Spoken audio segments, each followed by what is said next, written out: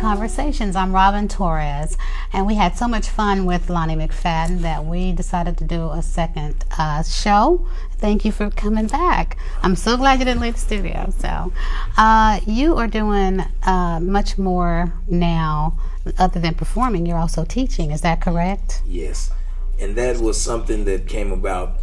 Well, it's long story short. I had left Kansas City for a while, and then when I came back, my ex-wife basically let me know that one of the things that I should do is teach my kids how to tap dance, and that it'd be a good idea for me to open a studio. So I had opened up my own studio over on Truce, just so I could teach my kids how to tap dance. I wanted to give it back to the kids in the neighborhood, give it back. And then after my studio closed, I started it's amazing how God works. It's like the week that my studio closed, the lady that owned DanceWorks Conservatory needed somebody to teach adult tap dance. Okay. She had heard about me. I went out there. She hired me on the spot. So 2 weeks later, I was teaching out, and that's where I teach now at 131st and State Line, Okay. DanceWorks Conservatory. Now, I understand teenagers and youngsters wanting to take dance, but I understand you give adult lessons as Yes, well. I do. Okay. Yes, I do. And we have a ball. We get out there and we do routines to one, singular sensation. And, 42nd Street. Right. And I mean, and we just have fun. Nobody's trying to be Savion Glover. And we just enjoy ourselves. I mean, that goes on every Monday. It's an alternative, I think, for most adults to like going to aerobics class or yoga. They're coming. They probably used to tap dance when they were young, and they come out there and we have our routines and we have fun. Every now and then somebody will bring a bottle of wine. Don't tell the owners. Okay. But we just have a good time. Okay. Yeah. Now, I know tap looks fun. It looks extremely fun. But I know it's hard. It's now I know it's hard now that I'm a little over 20, but I used to just know how much fun it is, and I got to admit, Robin, I'm having more fun now than I did when I was young enough to do it for hours and hours. It's like I love tap dancing. I feel so privileged because this isn't something I asked to do. As a matter of fact, I used to hated it. I mean, but my father gave it to me, and now that's the way I make my living. I feel very privileged to be in the position I'm in. Yeah, and so it's what I do, is what I love, and what I will continue to do. Okay, my daughter, 17 years old, Okay. danced since she was 3. She can do everything well, very well, except tap. How do you get someone at that age back into the art of tap and have fun with it? You send them to DanceWorks Conservatory. Okay. But basically, really, Okay, I think the key to anything, I think let's go back to what you asked me about my coming up. My father made it so much fun. He made it where I didn't think, so I don't teach tap dance in the way that people think of a classical dance teacher. 1, 5, 6, 7, 8. It's not like that. I mean, we out there 1, 2, 3, 4. Okay. Before you know it, everybody's having fun, and that's the way. And so, long and short of it, send her to me. I guarantee you, she'll start liking tap. Okay, I haven't tapped in a long time. Would I love it? You would absolutely love it. If you can walk, you can tap. I've even had people that come to me and say, Lonnie, I don't have a rhythm. I don't have nothing to do with what you have. I'm talking about what we're going to do. And that's really where it ends up.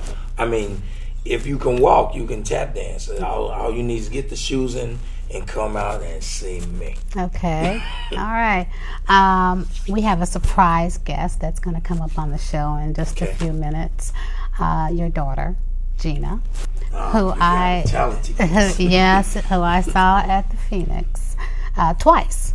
Both times that I came down to the Phoenix. Right. And I know you're extremely proud of Gina. Gina is easily one of the... She's one of those people that's been gifted with the ability to do things that only a handful of singers on this planet do. And it's been like that for a while. When Gina was like 17, 18, she was doing stuff like Whitney and Christina Aguilera and Celine Dion, Barbara Streisand. I mean, she's really been gifted. She really is. Way more than me. I work at it very hard. She works at it, don't get me wrong. It's not like she just sits around and eats potato chips all day and then 2 weeks later says, oh, I think I'll sing a Whitney Houston song. It's not like that. But the fact that she can put it together and do it blows me away. And she was doing it like at 10 years old. The first song I ever put together an arrangement for her was The Greatest Love of All, Whitney Houston. I'm trying to get her to put that back in her show now. But yeah, Gina. Well, we have a clip of her, and we're going to show it before we bring her on in just a moment. But I was blown away, and I have a lot of questions for Gina as she gets here. So let's enjoy the performance by Gina McFadden, and we're going to come back, and she's going to be with us in just a moment.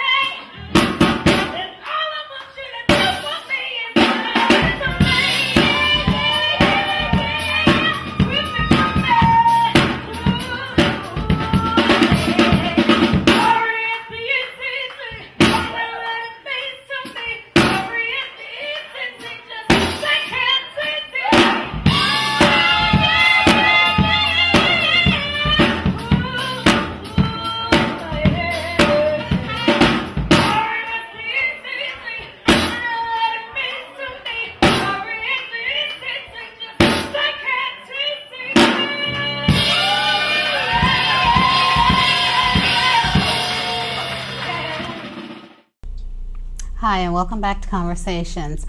And I hope you enjoyed that performance by Gina McFadden. And she is here in the studio with us. So thank you, Gina, for coming. Thank you for having me. Well, what's it like being the daughter of a famous dad?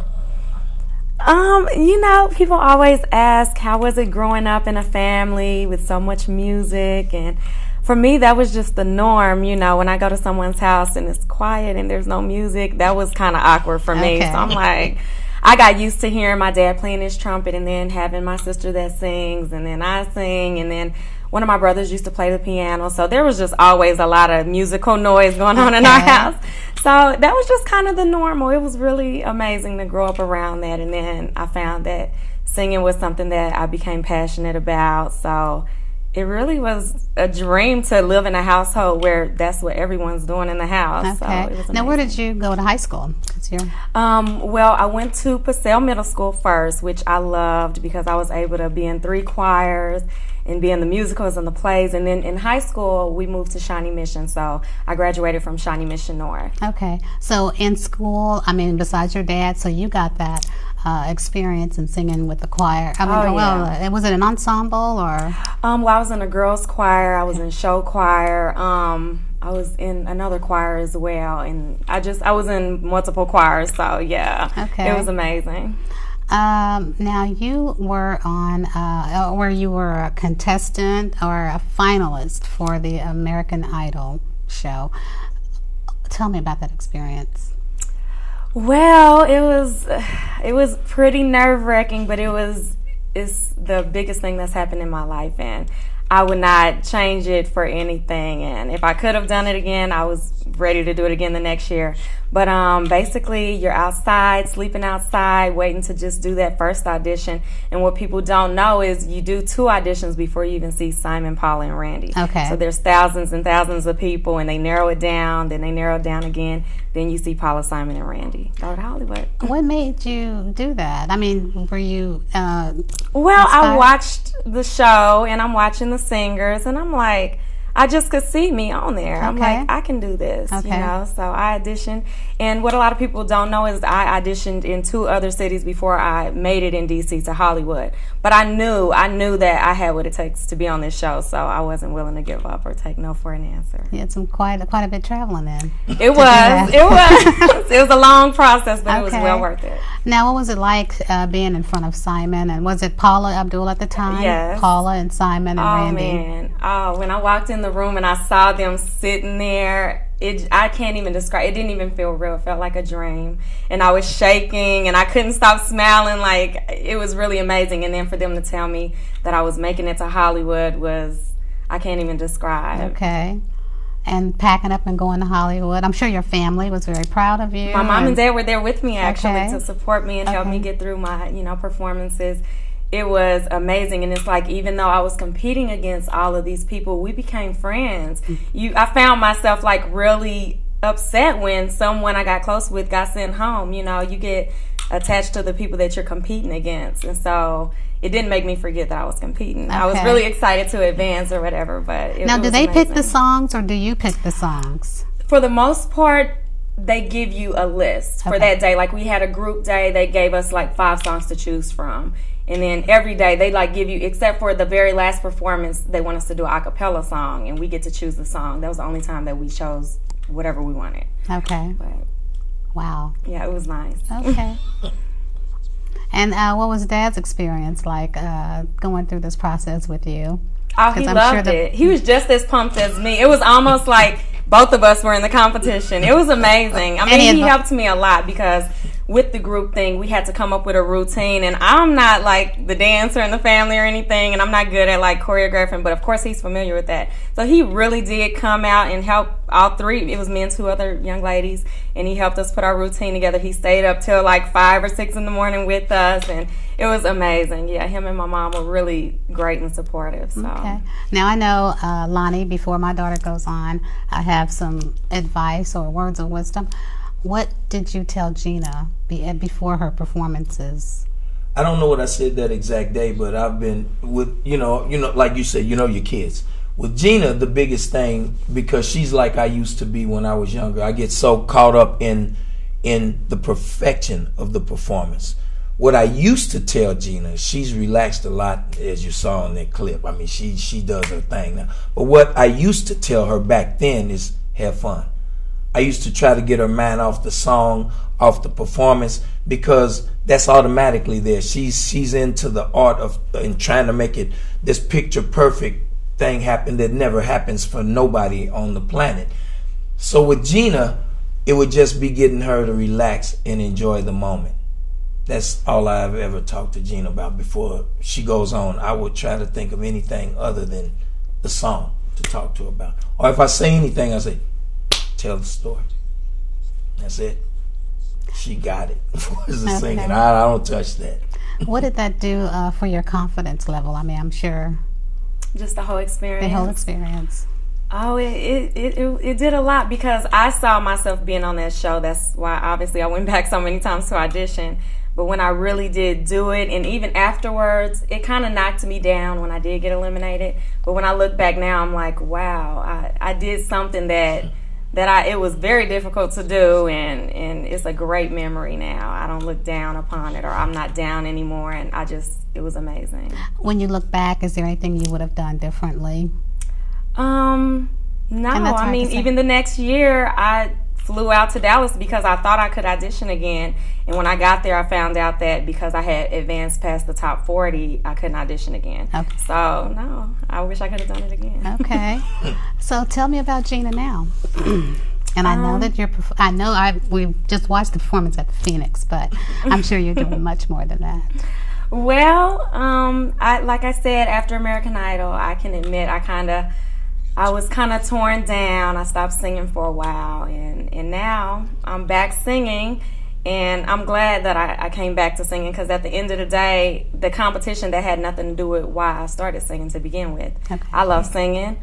I'm passionate about singing, so nothing like that. I mean, I was young at the time, too. I was about 18 or 19, so I don't know, being involved in something so big and then in front of everybody, everybody's rooting for me, then all of a sudden I'm not in the game anymore, and then everybody feeling like a lot of people are feeling sorry for me, wondering what I'm going to do next. It was just kind of hard on me. I didn't know how to handle that attention. Mm-hmm. But now I'm older. I feel like I gained a lot of wisdom, and I'm not stopping again. So very good. I love singing. Very good.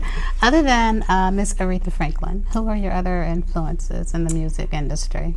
Well, really just one person. Whitney Houston is who I've listened to since I was really young, before I even knew I loved singing. And I think she's who made me fall in love with singing. And even till this day, even though she's not really singing anymore, she's number one for me.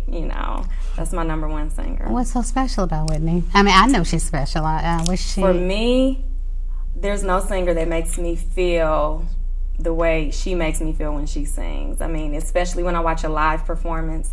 I mean, there's just very soulful. Something about her that it just touches me. Like, she has something that just stands out over every other singer for me. Okay. I love Whitney Houston as well. I mean, she's probably my favorite as well. So, I mean, I grew up listening to her. Wish I could sing, but I can't. But that's okay. That's okay.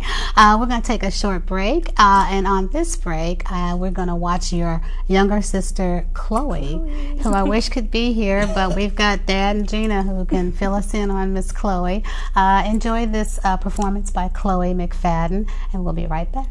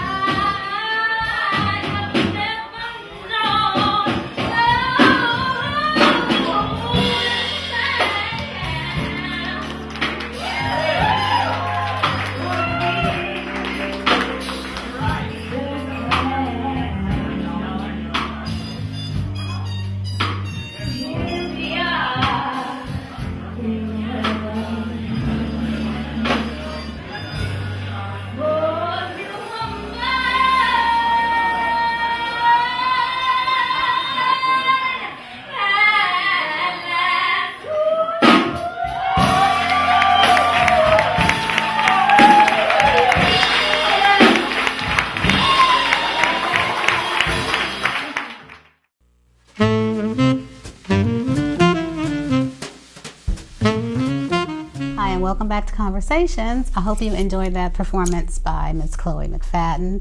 In her absence, we're still going to talk about her. So we're here with her sister Gina and her dad Lonnie. Thank you guys for being back with us. Tell me a little bit about Chloe. When did she start singing?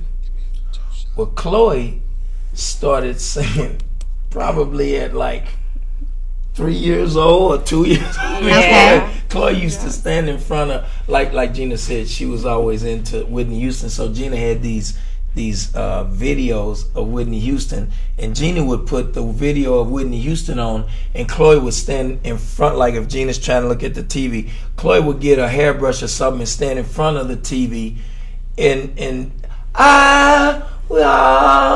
she thought she was sounding just like Whitney. I mean, you'd have had to fight her if you'd have tried to tell. I mean, she love you, and all of us used to sit and trip on her. Is she gonna be all right? I mean, but Chloe has always, I think, as an entertainer, like Gina's got this natural ability, the artistry of music, to hear intricate things and be able to do it. She could always do that.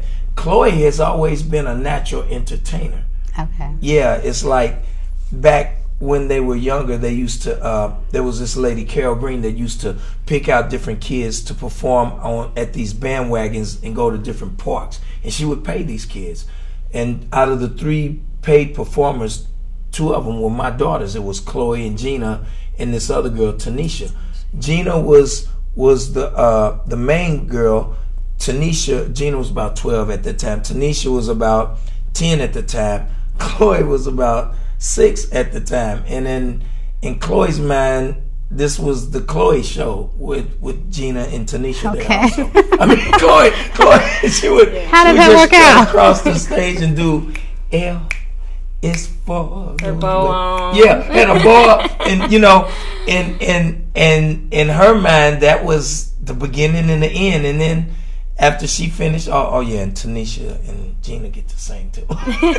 I mean, she always was a performer, always. Now, how did you take that? I mean, there's 9 years between me and Chloe, so she's the baby. So I didn't take it any kind of way. Okay. Now, Chloe also dances. Yeah, Chloe again, the as an entertainer. Now, I mean, people automatically give me a lot of credit for what Gina and Chloe does. I mean, what they do, because of who I am and what I do. But if I'm to be completely honest with you, Robin, I have to admit, Gina at 10 singing, not even close. Chloe at 10 singing or tap dancing, not even close. If I would have ran into somebody, Chloe started taking tap dancing from me when she was like 9 years old. At 10 years old, she won a national contest, Disney contest, that took our entire family to Disneyland. I mean, she sang and she tap danced on that as a solo artist. When I was 10, I was tap dancing with my brother and my dad, doing a routine. Chloe at 10 years old was singing and tap dancing on a level that won her a national contest. And so I have to admit that I hope I've got something to do with what I see on stage with Gina and Chloe, because I think they're unbelievable. But when I see some of the things they do, and again, like you mentioned, Chloe tap dancing, I think it came from somebody way bigger than me. Okay. Yeah, I mean, I look at Chloe, because even now when she tap dances, I see a couple of things that I showed her. The rest of the routine is all her. Okay. She takes what I give her and runs with it to her own place. Okay. And now you guys you and Chloe are now doing something special with your dad's performances. Tell us about that. Well, we've been sitting in with my dad at the Phoenix on Fridays, and one day the owner approached my dad and said, you know, I'm interested in Gina and Chloe doing a show here together. And so now at the Phoenix, we have our own show the second Sunday of every month from 3 o'clock to 6 o'clock. We just completed our first one. Wow. Yes. Now, how did that go? It was amazing. It was a nice turnout. The energy was good. It was really fun. Sundays are a nice afternoon to get out and listen to some music anyway. Oh, yeah. And kids can come. Kids can come in. Really fun. Now, who starts off the show? Do you start it Chloe off? Opens it, and we kind of just take turns. There's a couple of duets we do together as well. My dad sits in. Okay. It's really fun. Well, I'm coming to see you guys. You know that. Oh, yeah. Absolutely. And there's a big event coming up. Or is it a big event? Huge event coming up at the Isle of Capri. Yes. Tell me about that. Well, for me, it's great because you asked about how often we get to perform as the Mcfaden brothers. Right. That's one of those rare opportunities where we do get to perform as the Mcfaden brothers at the Isle of Capri. And what makes it, and yes, it is very special, because other than when we performed out at Touche, this is the only time that my daughters get to do their thing. Now, Chloe, I don't think they'll let her perform, but Gina is doing the whole opening show by herself. And so that's huge to me, because she's all on her own. It's like the first hour is Gina, and she did it 3 months ago. We did it there, and she rocked it. Is it because of her age at the Isle of Capri? Yeah, Chloe. Okay. Yeah, she's still just 18. Right. Yeah. As you know, she'll be a student here next year. I do. I was going to ask you how that happened. I mean, I'm very glad that she's going to be here, and I hope that she comes and sees me a lot. Yes. But how did that come about? Did they recruit her to come here? Yeah. We were, and I thank God for that. I got a couple of kids in college, actually, and the fact that here at Kansas City, Kansas Community College, as you know, you got a great music program. And the guy that's over the vocal music department invited Chloe, and so she's coming here as a music student. He got a scholarship, and I thank God for it. Yeah. John Stafford, the music director. Yeah. I can't wait to hear her again, as well as Gina. And I'm coming over to the Isle of Capri. Now, you perform other places in Kansas City, right? I am all over the place, Robin. I'm doing what I love, playing music. That's all I do. So basically, my schedule looks like every Tuesday at Chaz, which is a extremely upscale romantic restaurant at the Raphael. Just me and a piano player doing light jazz, and you know I'm a tap dancer. Right. You know I'm gonna do that. So then Wednesdays I'm out in Johnson County in Leawood. Okay. I perform at the West Chase Grill every Wednesday. West Chase Grill. Yes, and that again is upscale fine dining, and now it's my week does like this, because now I got this guy Beaver, and we do the R&B, we do the Marvin Gaye and stuff, so we kind of creeping into and then Thursdays I'm at the Intercontinental Hotel. Now we coming up a little bit more with the energy. Okay. Fridays. Now, Robin, you know how welcome to the weekend. Welcome to the weekend. I love that. That's right, at the Phoenix. At the Phoenix, I do yes. the happy hour at the Phoenix. And then my weeks end up at Plaza 3, which I've had a long-standing relationship with Plaza 3. Mcfaden Brothers. That used to be one of the places when we were with Wayne Newton. The guy that owns Plaza 3 is a good friend of Wayne Newton's. And so whenever we would be off, we would come to Kansas City and we would do our shows at the Plaza 3. And that's where I'm at every Friday. And that's, as a tap dancer, right, that's a dream come true because the whole floor is wood. So my week progresses from the Chaz to West Chase Grill to Intercontinental Hotel to welcome to the weekend at the Phoenix, and then Saturday I just let it all hang out, especially as a tap dancer. Okay. At Plaza 3, yeah. What time on Saturdays at the Plaza 3? Plaza 3, I'm there. You can have dinner downstairs at the club. I'm there from 7 to 11, okay. And that's the one place, like I said, because of the floor, I have no limits as a tap dancer, and sometimes, and Gina again, Gina's lately, you might see her at any of my performances, her and Chloe, they come and sit in, and that's the only two people that I consistently let sit in with me, because I'm not trying to have a jam session, but they're always welcome. Okay. I'm daddy. Well, I'm glad that when I came, you were there, and then the second time, Chloe came in. So I was really, really, really treated to a special treat that day. Thank you, and I'm looking forward to seeing Chloe this semester at Kansas City, Kansas Community College. Yes. And I'm gonna follow you guys wherever you go. Oh, so please come out, Robin. You all are fun. It was a wonderful evening, and all of my friends that were with me, they all thought it was just great. We had a good seat and good food at the Phoenix too. Yeah, good food. We enjoyed the fried green beans. Have you Come had on. those yet? Those are good. Those were really good. So, but thank you guys for being with us. And Thank you for having us. You're a friend of the show now. Anytime you want to come back, please let me know. You're more than welcome to come back. And we're going to enjoy some more sounds from Lonnie McFadden as we close. Thank you very much for being with us on this session of Conversations, and we'll see you next time.